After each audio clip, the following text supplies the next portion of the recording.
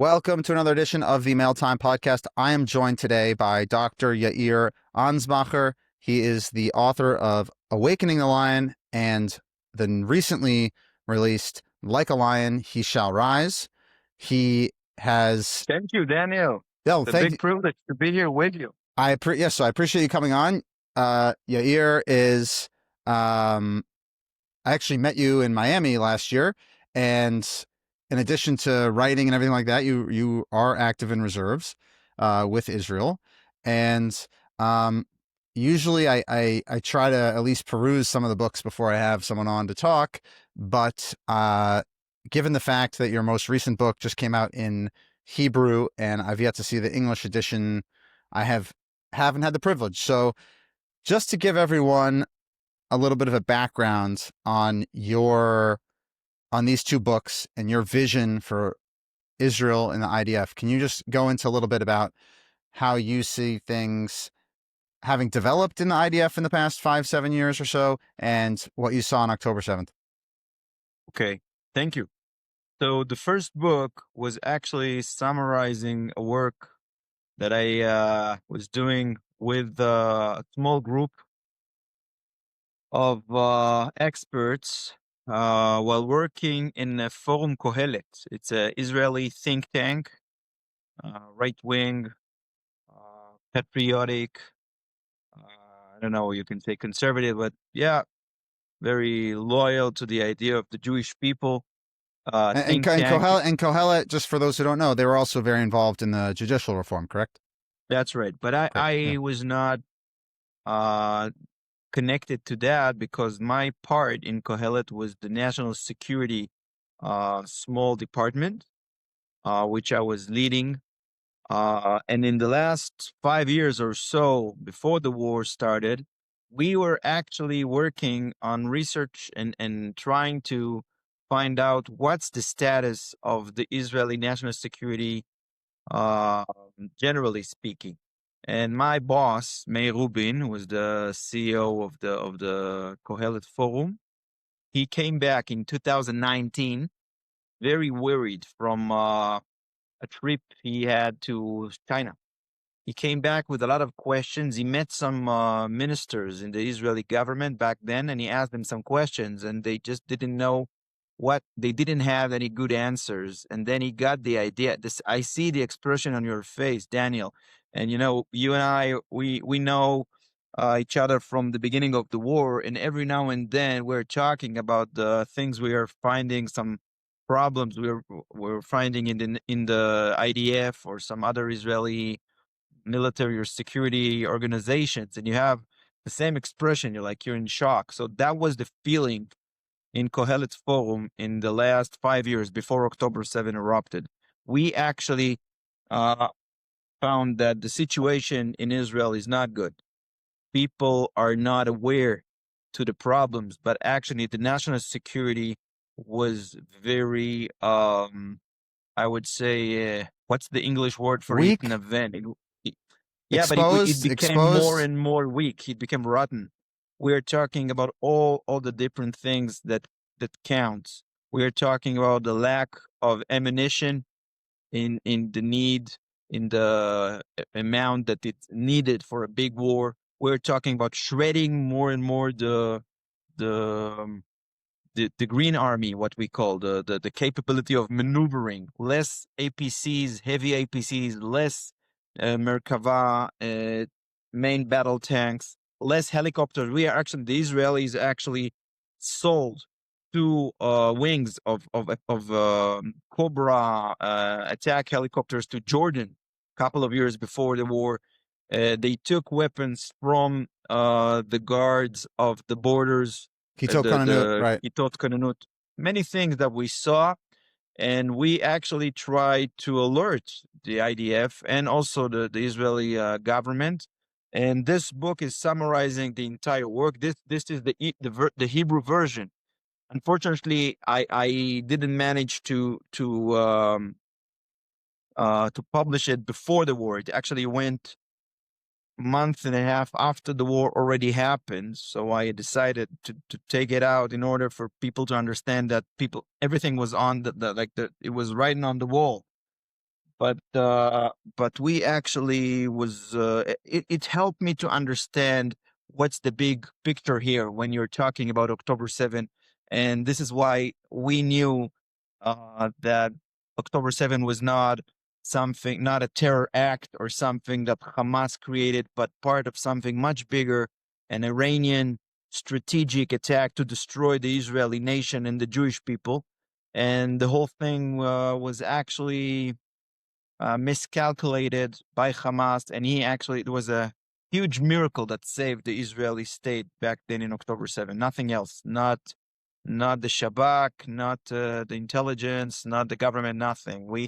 The only You're reason that talking we are you're talking. talking you're talking to institutions. So obviously there's people that acted heroically, but you're saying that it's not as if No, there no, was I'm this actually great talking. yeah. There were several miracles. We are actually now talking about the subject of the second book. The second book. So the first book in Hebrew is V'ka'arit Nasa, and we translated to awakening the lion, because the Midrash says ala pasuk on the verse Am kalavi yakum v'ka'arit nasa, that the Jewish nation or the Jewish people is like a lion. The lion is the laziest animal in nature. Nothing make him move. Nothing make him get up, rise, and do his job. And he's very lazy. This is why I call the first book Get Up, to wake Ka'arit Nasa. But the second book is already after, and the Midrash says if you're managing in the end of the story to make this lion awake, then he rise, then amazing things are happening. Then you can see him roaring, and you can hear the roar like from from the Arabian shore to the Yemen desert. So this is what we're seeing now. The second book is actually talking about the miracles, the great strategic miracles that happened to Israel since October 7. And I saw how sophisticated and dangerous and lethal was the trap. This is why we can talk about, and the second book is talking about the miracles, because naturally, um, rationally, we didn't stand a chance in October 7th to get out of it. But amazing things happened, and we are seeing a lot of amazing things. And so my personal story and the miracles, by looking at them from a strategic point of view, that's the second book, which is like a lion I will rise. That's the Hebrew version, but as you said, we're translating it now to English. Now, my question for you, I do want to get into everything October 7th and after, but I think it's important for everyone to understand the utter failures before October 7th and how October 7th was a natural progression from these systemic failures that have happened over decades, as you talked about. Was there a specific turning point that you saw in your research or as you were engaging with the IDF? Because as I learned more and I kept peeling the onion, to me, it was like you said, I have that face. I'm just shocked, but it's hard for me to be truly shocked at this point because you just see repeated mistakes over and over and over and over again. Was anybody listening? Was anybody taking what you said seriously? Well, that's a very painful point that you're touching. We were, and in the book, in the second book, actually, you can see I wrote in the beginning, the first chapter is talking about all the warning. We have a very long series of warnings to everyone. I personally send emails and wrote papers to high senior officers in the IDF. I can't say the ranks or the names, but I have all the information. So for the future, if we need to interrogate everything, we have a lot of material here. But you can see in the book, for example, I'm just reading. I will not, of course, read like from the book, but like giving the general idea. There is a mail here that we were sending to warn them and to give all the details of what type of equipment guards on the border in the north and in Gaza must have. And you can see everything, including machine guns and the amount of ammunition they need. Of course, the army saw that and they were just like waving us. There is another tweet from the Twitter, June 15, 2023, just a couple of months before the war. Please do whatever you can. I tried. everything I can inside the army, but now we need some public pressure for them not to sell the MBTs. The IDF today just doesn't have enough MBT main battle tanks. It's clear threat. So people are asking me. You can see that picture in the book. Are you sure you know what you're talking about? Do you know more than the leaders of the? The arrogance of how the information structure flows, and like, oh, you think you know better than the leadership of the army, and it's just there's so much to unpack in that sentence. But like, for example, I was with someone from Tzanchanim, the paratroopers, who was here in Miami on Shabbat, and I was talking to him. It turned out that he actually had received a helmet from one of the partners that I work with, and this person, David, shout out David, he drives a taxi.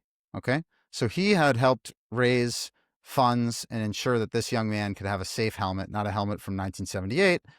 And he drives a taxi. So people like Michelle Yanko, who are head of Atal, they're head of logistics and all these things. They have these fancy titles. They have a driver. They're quoted in the media. They have a pension. He doesn't make sure that this person has safe equipment. A taxi driver makes sure that this person has safe equipment. And that is the essence that I could best summarize how bizarre and negligent so many aspects of the situation are. But people they have such a faith in the propaganda that's pushed forward. Like, oh, what do you know? These people are studying it all day. They must know what you know. And if you're going to be generous, so we can talk. You could say that this issue, we can talk about it for hours. And this is touching all the painful points because it's a cultural thing. It's a political thing. It's inner organization political. It's ego. It's so many things. And it's actually a big problem in the IDF. And I don't know. I have so many things to say, and I don't know even like where's the starting point. I don't know. I mean, but my only point was that these issues run so deep, and the fact that A, you have a military censor, B, you have legitimate security concerns, so you don't want to necessarily be broadcasting every single thing. But when you eliminate any sort of threat of accountability, you see how dangerous the results are, because nobody feels that they can actually be criticized, and anyone who's not in the room is told you're a fool, you don't know what you're talking about. So they actually create this information loop in which they are the only people who know what's going on. Everyone else is stupid and extremist or like crazy. I will tell you a good example. Yeah, it's because we're now in Rosh Chodesh Elul. We need to think positive. We need to speak positive things. So I'll give you the opposite, very rare but very important example of an IDF high rank officer I knew personally in the IDF. Of course, maybe you heard about him, or I think you even met him. We're talking about Ofer Winter. He's the Tataluf. Yeah, I think it's a brigadier general or something. If you're yes. This guy, the moment I met him and fell in love was when he was the brigade commander of the Elite Brigade 98. Okay, I met a lot of high rank officers. I did a lot of working in the IDF and some other security organizations in Israel. I'm not very impressed from falafel, the ranks. Right. It's not. I'm not like a big fan or like nothing can show off, and impress me so easily. I'm looking inside, and this guy is opening the day. And if you were in the IDF and you have known this type of cultural way the generals and the important officers are handling. By the way, the Americans have the same problem. I read a lot about the Americans. The moment like a hotshot, like this type of high rank officer starting to speak, everybody becomes silent. Everybody's afraid. Nobody speaks. And he's telling what to do, and he's telling everything, and everybody's like, yeah. And in the end of the day, sometimes people, have some small ideas or something. That's it. Ofer did exactly the opposite. This is why I fell in love, as I say. He started the day in the morning. He said, listen, we need to plan war in Gaza. By the way, it was a couple of years before the war. And he said, we need to plan Gaza. I may be the high rank officer in the room, but I don't have the biggest or the most or the only wisdom here. I'm only one brain here. You have a lot of brains, a lot of expertise, a lot of knowledge.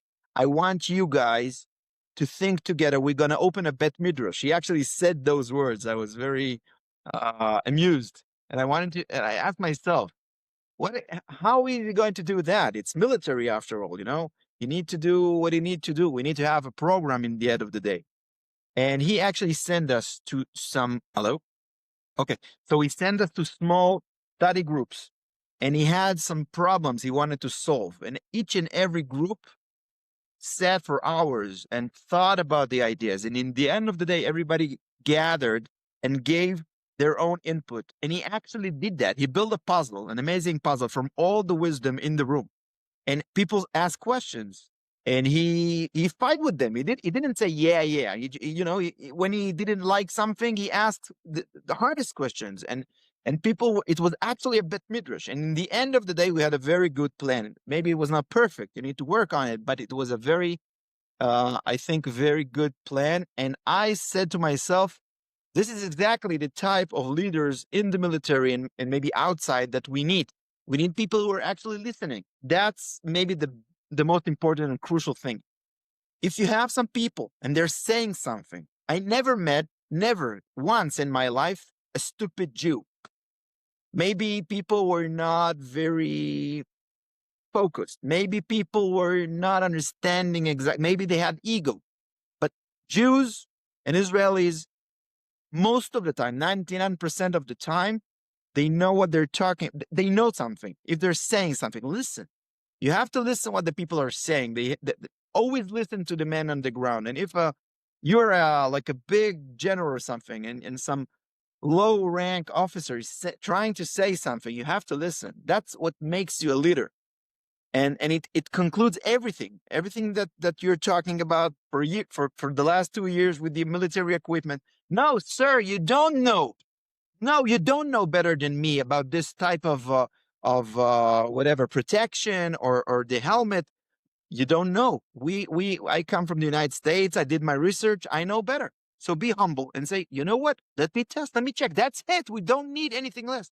No, you don't know better. Maybe you think you do. But by the way, the generals, they don't, and the seniors, also in the government, they don't have a lot of time to learn.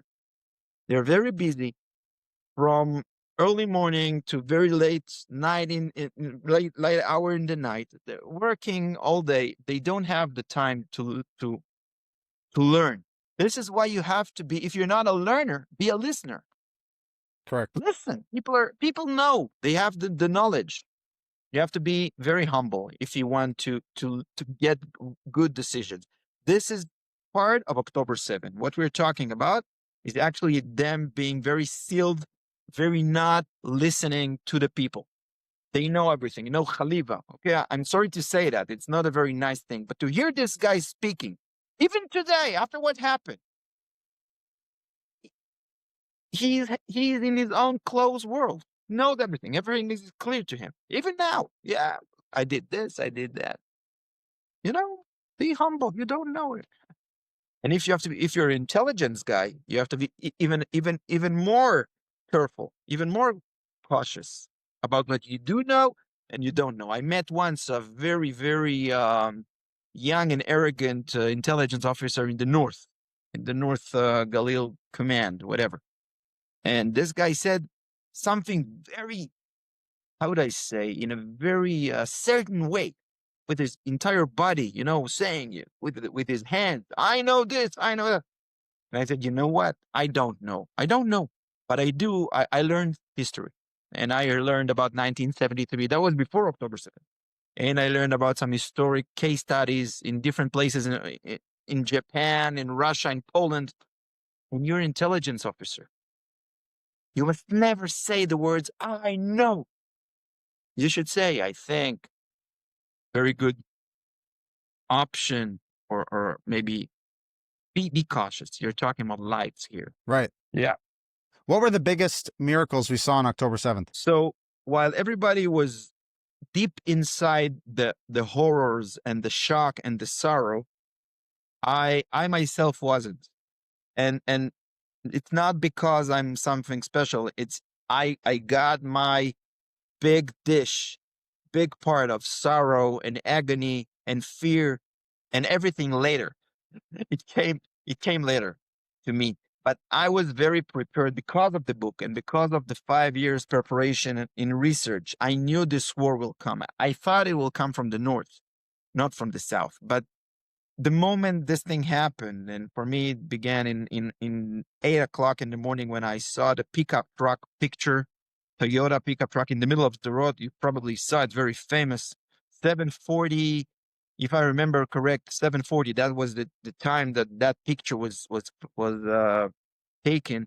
I knew everything. I knew this is an Iranian plan. I knew we're in the middle of it's going to be very long war. I knew everything. So I was just fixed a small detail. I'm not supposed to run the fast that I can to kill the Redwan forces of Hezbollah in the north. I need to do the same to the Nukhba in the south. That's it. It was a copy paste. Except from that, I knew everything. I knew that we're in whatever. I knew Iran is the big Satan here and we'll have to deal with them, everything. So I was very prepared to that. But I saw in 9:30, I actually sent a video because I didn't have the time to call all the people I wanted to call and to warn them. So I did a video movie of myself, like a short video, and I sent it all over and to Kohelet and also to my boss in Misgav Institute for Strategic and Zionism. It's another think tank. To my boss Meir Ben Shabbat, who was before that he was second in command in Shabak, and he was the head of the National Security Council in Israel. And I knew that Bibi, he had like an option to talk to Bibi. So I send him this video at 9:30 or something in the morning. Listen, Mayor, listen, everybody, send every person that we have to the north because we will manage to kill and to clear the south. I didn't have any hesitation about that. I knew that we will manage to deal with Hamas, but I was very afraid that Hezbollah will open a second front from the Galil in that morning, and I knew that they were prepared for that, and I knew they have a little more than 8,000 strong Redwan elite that were prepared and trained for years exactly for that moment, and I was afraid that they will open another front, and then God forbid we will be on a horrible situation. So I said everybody I could, I sent the message, send every person to the north. But then I was looking in my clock. My vehicle was driving with the people of Lotar, the unit. I was a reserve guy. I volunteered to be with them. They were very generous and accepted me and another good friend to fight with them in that day because I had some connection with the commander of the unit. But I was looking in my watch every couple of minutes to see what's going on and to see in the cell phone if something is happening in the north. And in 12 or 1 o'clock, I was starting to smile. People around me asking, what are you doing? Because we already saw the horrors. We saw some dead Israelis on the ground and we saw we were having like, You had a horror show in front of you. You had yeah, how what do you happened call in it? the Like a South. It's the front, horror. the best tickets, right? Right, front row seat to everything that happened. Front row tickets to that day. So I saw everything, but I was smiling. People thought my coconut was fucked or something. They say, well, you okay, man? Why are you smiling? And I said, because Hezbollah didn't start something in the north. And they say, what? Are you crazy? You want to fight Hezbollah also? And I said, no, forget about it. It's okay. I will explain later. Let's just, shut up, do our job and drive. But that was the answer to your question. The biggest miracle of them all was the fact that Nasrallah was also in shock and also surprised by what Hamas did because Hamas jumped gun. And because of that, Nasrallah hesitated for a long day, which gave us the opportunity to hold the line in the north. And that changed the entire course of war. Do you think But that was the first miracle. There were many other. So well, I actually want to ask a question about Hezbollah first. Do you think that Israel could have utilized the beeper operation and the pager operation on October 7th had Hezbollah gone ahead, or it takes more time to get that in action? So we had several options against Hezbollah, and obviously the Israelis prepared themselves pretty good to the north front against Hezbollah because that was the main enemy, and because of the what we call in Hebrew the conceptia, again the The way of the thinking fact that that was the overwhelmed. way Yeah. of thinking, yeah, that Hamas is something we can handle and we can pay him with a Qatari money and all of that. They didn't really seriously thought about going to war against Hamas. They thought they can delay it forever, but they were pretty prepared. They had some operational good options against Hezbollah, including the pagers, and they had only needed to decide what's the right time. I tell you what, in October 7, everybody was in shock. If the Hezbollah would go like over the fence and there's nothing there, sometimes, in many places in the north border, I was shocked. I was there in a couple of months before the war, and we did some reconnaissance there to see what's going on, etc. There are a lot of like they fixed it today, but back Yeah, then, a lot of there were holes. The fence wasn't full. Yeah, holes and 100%. dead spots and everything. They can just get in, and then we will lose. We would have come in that morning if Hezbollah, God forbid, would get in. We would get up in that morning without the Galil. We would have lost the Galil because the way the you need to understand the way that the ground is. I would say the landscape is in the Galil is that you have ridges over valleys. If you put some, heavy and well equipped people with some anti tank missiles and the right equipment there, and Hezbollah, of course, had all of those, you can capture all the roads. You don't have a lot of roads going up north, and you can capture the valleys, and then you would lose the Galil that like that. That's it, and that was the plan.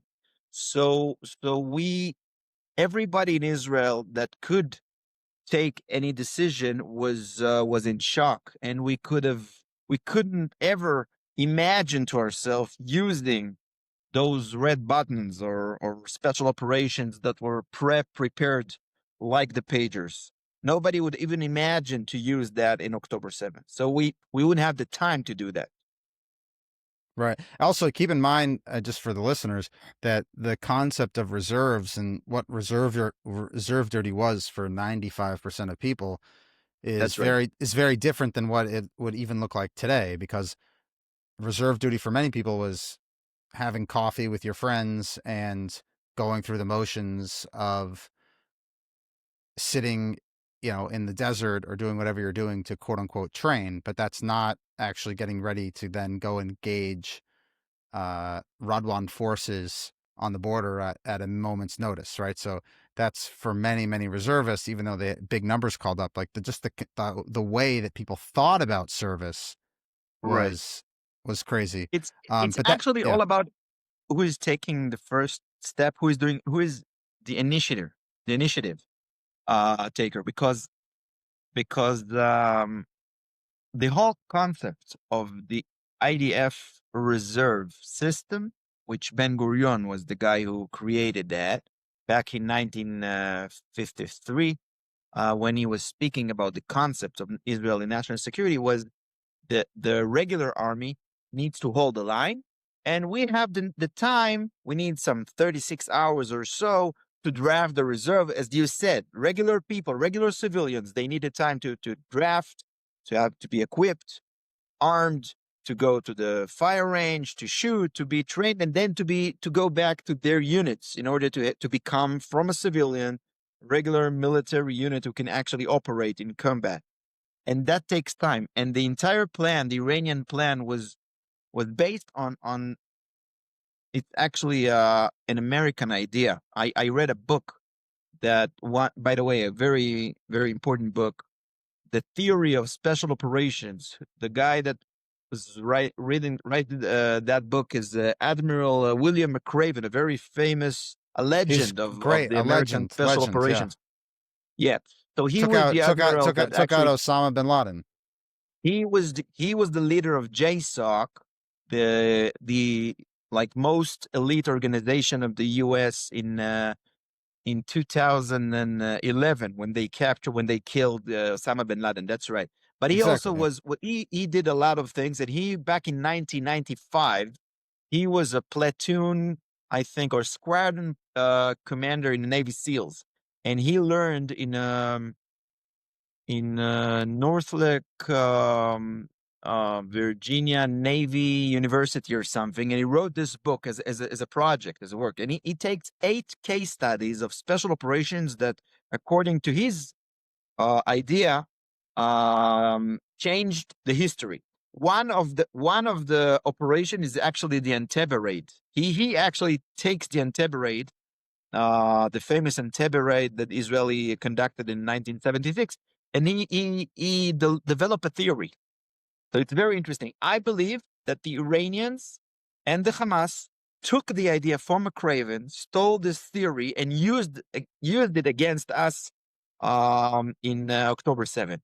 The theory the main idea in the theory is the basic idea of it's called in English relative superiority, to have an amount of fire and power in a specific point, and then you can overcome even much stronger and bigger force by using fixed terms that McRaven is talking about and develop. Whatever, fixed conditions. But that's what they did. If you're overwhelming the enemy, you use shock and awe. Then the IDF wouldn't have the time to organize. Then even though the reserve army is bigger many times than what the Hamas could have sent in those hours, it's the couple of tens of thousands people that would deliver inside the kinetic energy of Radwan and Hamas together would have done, a horrible damage to Israel, because they would go and use this energy against all the ammunition bases, against all the military bases, Israeli Air Force bases, and everything else. And of course, you have for everything a cover, an aerial cover of all the rockets and other missiles and drones that they're launching. People don't And know. keep in mind that based on what you're saying there with General McRaven's theory, uh, the failed Hezbollah apparatus of the state of Israel also would broadcast a major weakness, which is that the Israeli Air Force, they send leaflets, they extensively document everything that is required before a strike. So Hamas sees that in the media and they say, wow, okay, they have all of these checks and balances and everything they need to do, and then when you're running through the army, the Air Force's defense is saying, we never prepared to just fire based on targets that we were identifying. You need to have someone on the ground, then you need to confirm it, then you need to go confirm it with someone else, then you need to go the whole way. That's right. and That's one and thing. By Hamas the knew way, that. first of all, yes, of course, Hamas and the Iranians. I again remind to you and to the Right, listeners of that the course. Iranians were because the Iranians are geniuses. Really, people don't. That's another great miracle that happened to us. The 12 days war against Iran. People doesn't understand how giant this miracle is, because Iran is. They are amazing. I mean, they're fanatic and religious from one side, but so technological and sophisticated from the other side. They're the worst enemy. But the Israeli Air Force was not only being learned by the enemies, but also being paralyzed. But they used so many rockets that day. People don't know that was the single day that Israel got attacked by the biggest number of rockets in its history. In October 7, the Hamas itself, by himself, because Hezbollah didn't start it yet, shot at Israel something like 4,500, or between 4,500 to 5,000 rockets and missiles.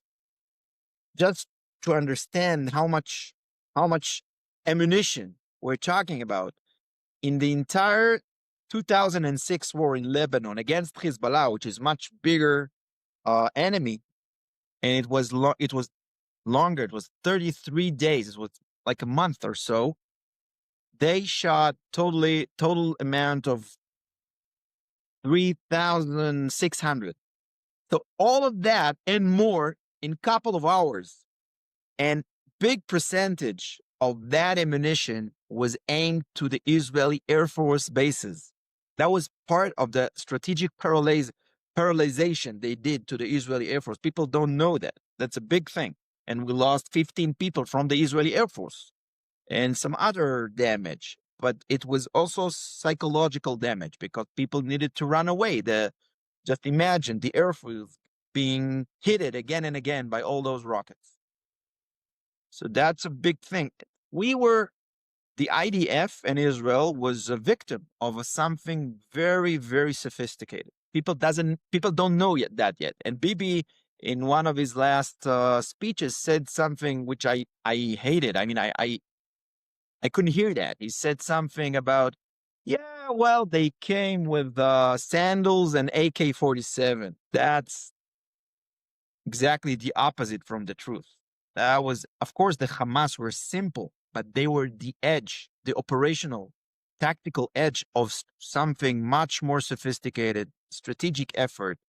That not only Iran was, of course, the main head here, the mastermind, but also some other. I think the Chinese were involved in some others. It was a big thing. It was actually a plan to destroy the nation of Israel. I'm not just saying that. I mean that. Right. Well, how would you grade Bibi Netanyahu's performance during this war? Ooh, that's a very political question. The problem with Bibi, you know what? I will say that. The problem with Bibi is that everything you say about him is political. You can't say anything without being pro-Bibi, Bibist, as we say in Israel, or against Bibi, Ralabist, just not Bibi. I have nothing against him. Personally, I don't care. I don't care about anything that they, the left wing or whatever, say against Bibi, the champagne, the cigars. I don't care. The only thing I see in front of my eyes in the last almost 10 years is one thing: Israel national security. And that's the way I look at things, through national security eyes. And this book and that book, those two books, are telling the story. Israel Okay, national so security was abandoned. let me put it this way. So how would you? So it was abandoned. How would you say that Israel has improved its national security standing right now in the last 2 years? So I think this war is not normal. I'm not jealous in the people who will have to research and write historical books, scientific books about this war, because from an earthy, rational point of view, Israel is doing a lot of mistakes, a lot of stupid things. What's going on in Gaza is I don't know how to describe strategically, operationally what they're doing there. What the army is doing there. They're holding on the lines. They're taking the entire IDF, putting them on the lines for 2 years almost. Nothing is happening. It's all political. It's a whole different story here. But that's a horrible war that is not. I don't know what they're doing, but they do know they are not going after winning and like the way that the Israeli people would like to prevail. They're doing something else. So that's and when I say they, I mean Bibi, which is all about like he's the head of everything. And the generals, they're on the same side. I know that. I don't need to figure or to guess. I know that. We saw things that they left Lebanon after we paid the price. More than 50 of our finest, soldiers got killed there, including some relatives of mine in the Lebanon border. And then they managed to do with the pagers, with the operations there, special operations, amazing special operations. I wrote my PhD on the topic of special operations and their contribution to modern wars. That's my expertise. And I can take my PhD after this war, after those 2 years, and throw it. Because what Israel did on the special operations in like both the Mossad and the other organizations, the special operations inside the IDF and the Israeli Air Force are amazing, fantastic. Nothing the world have ever seen. Amazing, amazing. We can talk about that for hours. So you're taking the entire, the worst terror organizations on earth. That's Hezbollah. People should know that. The worst, the deadliest, the more sophisticated. You take it out. You have golden window of couple of hours, days, I don't know, weeks to take them out, to take the litany, to maneuver, to put the IDF on the ground, and then finish with this threat for generations. But they're doing something else. They have this amazing moment, and then they're taking back, and now giving time to this horrible enemy to recover. Same thing with Iran. They're doing something amazing, 12 days, historical days. But now they stopped in a crucial moment, and now the Iranians have time to reorganize. So I think Bibi have a lot of assistance from God Almighty. Actually, I saw that in his eyes after Iran raid, after the war in Iran. He went to the Kotel, and his eyes were shining because he knew how dangerous this thing is. He was sending, and it was a very historical moment, and I think you need to give him a credit for those things, the daring, the decisions. There are some courage decisions he did. He need to be. We need to remember that also. So for those moments, I give him credit, and he knew how dangerous it is to send the entire Israeli Air Force, I don't know, 2,000 kilometers away, expose the entire Israel to all their enemies. He did that in order to defend Israel, and he was afraid that statistically, and what happened physically, like in the real world, is statistically impossible. He was afraid to lose some pilots, to lose some people, some planes, some material. Nothing happened. Everybody came back. That's a miracle. That's a miracle. So I saw in his eyes how touched he was, and he was full of thankful. From that, those moments are amazing. But if you're looking at like the strategic level and operational level, this war is it has its moments, like moments of like, take a horrible NBA game with some amazing moments, some danks that you can see over and over, slow motion. You see some highlights, you see some stars. They're doing amazing things. But the war is horrible. I mean, they're the way the strategic arrows, blue arrows as we call them, the way they maneuver is the worst on earth. So I think he has a lot of assistance from that. So let me turn a little bit. So and I know we have to, we're running short on time a bit, but how would you analyze someone like Yoav Gallant? He was the Minister of Defense, and now he's been going out there trying to. They're all the same. Who's they all? So you're saying anyone who's been in the head of the army in the past 10 to 15 years?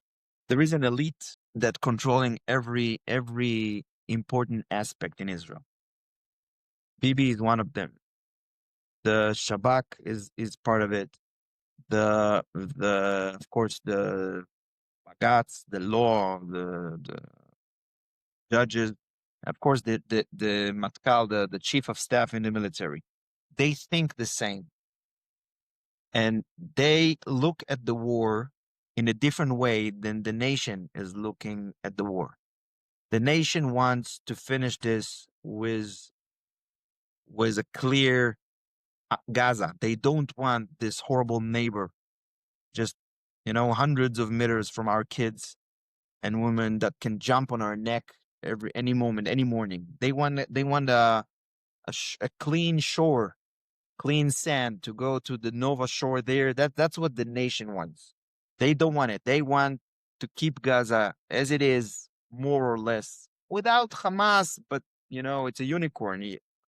They want you to invent something and to keep it under Arab control in like so the real difference between the nation today, I'm talking about the fighting nation, the big parts of like 70% of the Israelis, and the government is, I think, is the subject of real belief in God Almighty, the Jewish tradition, and the Jewish history, understanding it, and understand our destiny.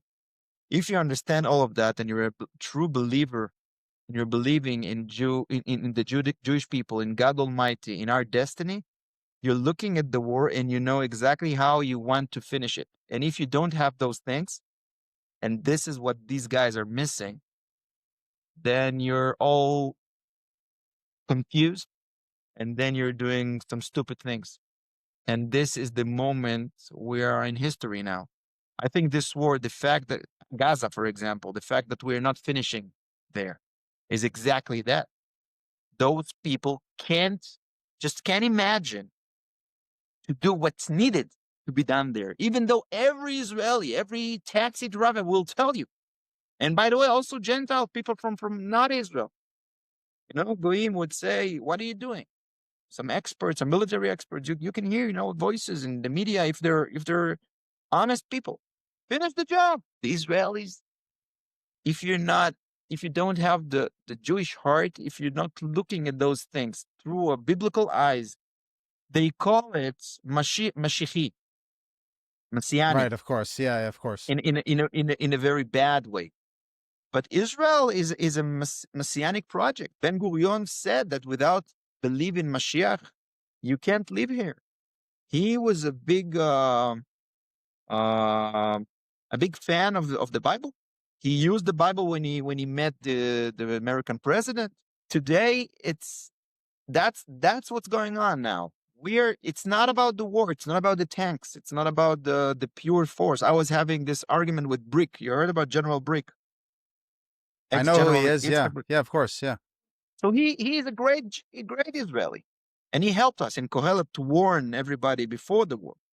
But just after the war began, he said, no, we can't win this. And then we had this huge argument. And I said, you are lacking, you're missing the belief. Without the belief, it won't help. The tanks, the ammunition, you're only counting steel and metal. It's not enough. You can't understand the Jewish history and you can't understand the Jewish story with only counting tanks. It was never the way we understand our strength.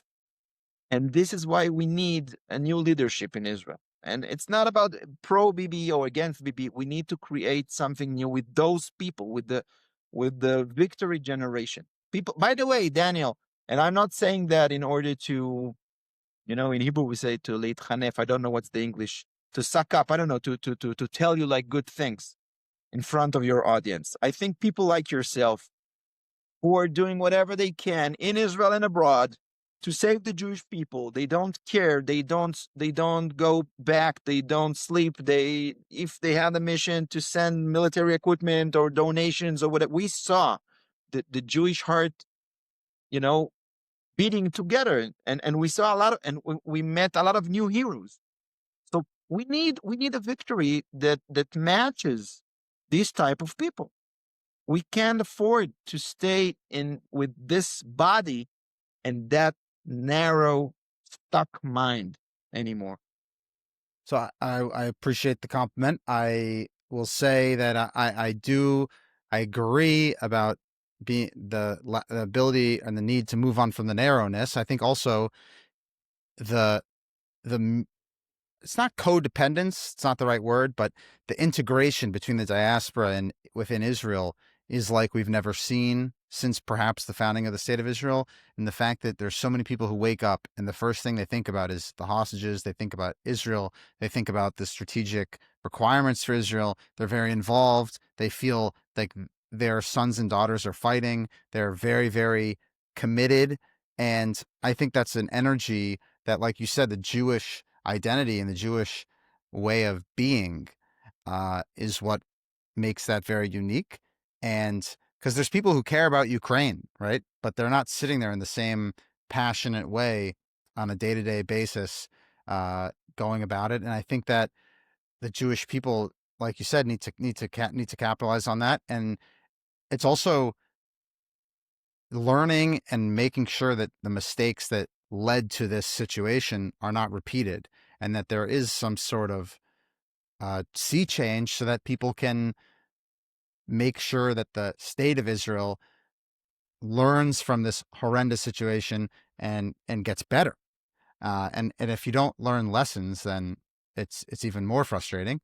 Um, before I let you go here, do you think that, let's put it this way, in the next 5 years, do you think Iran fires another ballistic missile at Israel? Yes. So the question is Israel ready? Is the world ready?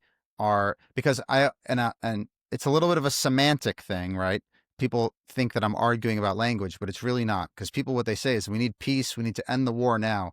And something I'm trying to wake people up to is that the Jewish people existing and the Jewish people existing with their own sovereignty in the Middle East is a never-ending war. So you might ask for a ceasefire because you want something strategically accomplished, but the concept that the war must end needs to be eliminated from the Jewish vernacular, because the Jewish people are always at war, because we're defending ourselves, we're defending our right to exist, we're defending our right to live in our ancestral homeland.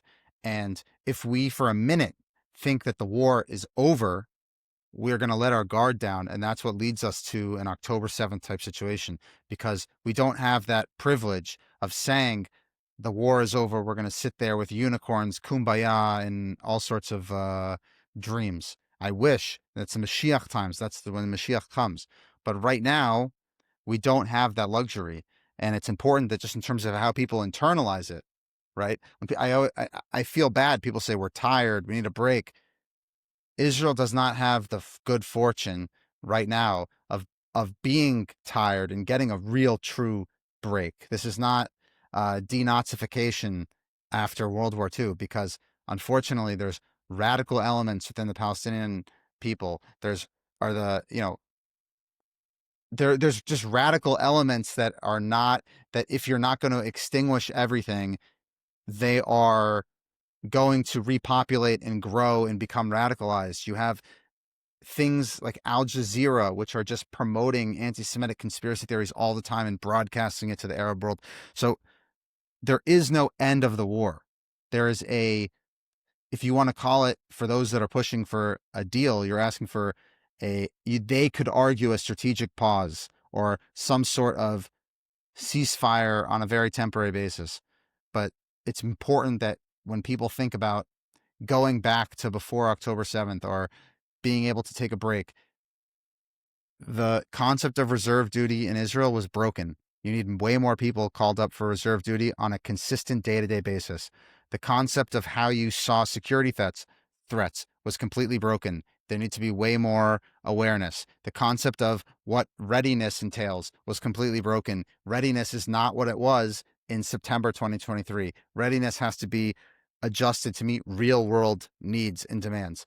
And I hope that everyone can continue to internalize those lessons and actually understand what it means for Jewish people to function in the 21st century, specifically in the land of Israel, because lives depend on it. Ultimately, we're talking about human lives.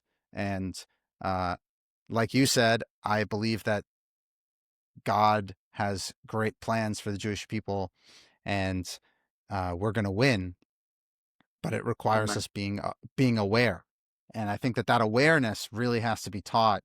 And it goes beyond politics. It goes beyond politics, because I can even I agree. understand. Yeah, I can understand a left-wing perspective pushing for whatever hostage deal. I can understand a right-wing perspective, but ultimately, above that is how people internalize these threats that we are very clearly facing.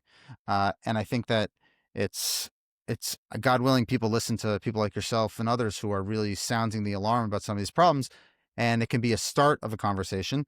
And before I let you go, Dr. Ansbacher Yair is coming to the United States in September, October, and if anyone would like to talk to him, bring him to your community, please feel free to send me a note. I'd be more than happy to make that introduction so that people can start having these conversations. I think that they're very important conversations to have. I think that having open discussion back and forth is very important. I think that a true understanding for the Jewish diaspora, so they can better understand the real security challenges in Israel and what Israel's facing, is imperative, because everybody, Jews around the world, want to be involved. They want to say that they understand what's going on in Israel. They want to be there. And if you really understand the security picture, it will allow people that live in the diaspora to even better assist Israel and to actually better be there for the state of Israel and for the land of Israel when it's needed. So I hope that people can listen to you and pick up a copy of your book when it's in English. I'll make sure to blast it out and תודה רבה. continue to learn lessons. So Yair, thanks so much for taking the time.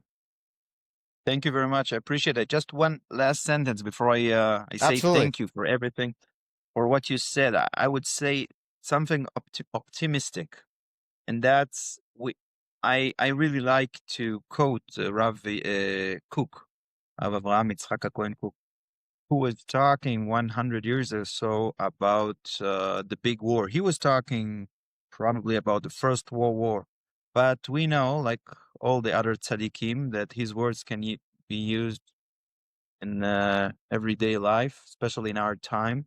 Of In course. Orot HaMilchama, the light of war, he says that the big war is coming. When he's talking about the war of Mashiach, Gog uMagog, and he says the largest the war is, then we know the world is getting ready and prepared to the time of Mashiach. And then he said something that I thought about a couple of years ago, and I see that in this war. And that's actually a very optimistic message for everybody, because in the end of the day, and this is the real diversity between the left wing and the right wing of the Jewish people, and that's everybody wants peace. Everybody wants and love the peace. They don't want to fight. October 7, you can't understand without understanding how much the people of Israel hate the war. This is the real reason why we were not prepared, because we so hate it. So we decided that it's not there. That's the main heavy issue there. But saying that, he is saying that Rav Kook, going back to his holy words in the light of war, he said, the lights of war, that Et Zamir Egia, Song of Songs, says that he's quoting the verse there, Et Zamir, the time of the song of a bird called the singer. And in Hebrew, Zamir, also the name of the head chief of staff at the moment, Zamir is also chopping. And he says that the big war will chop. Why? One by one, God Almighty will chop the rest of the tyrannies, the rest of the dictators in the world, and the world will become free. And I think that since this war started, and I know that the Rav Kook and the other tzaddikim, their words are with me all the time. So I'm looking to see those things happening in the reality. I know those words are real, that we will see in the end of this war. And I hope, Bezrat Hashem, and I bless everyone, Rosh Chodesh Elul, just before the Chagim.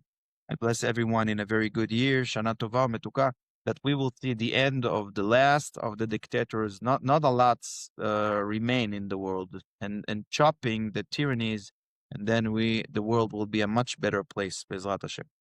Amen. Amen to that. Toda rabba. Thank you very much for this opportunity. It's a big privilege for me, and thank you guys, all the audience, for listening. Thank you. Thank you. Chodesh Tov. Chodesh Tov.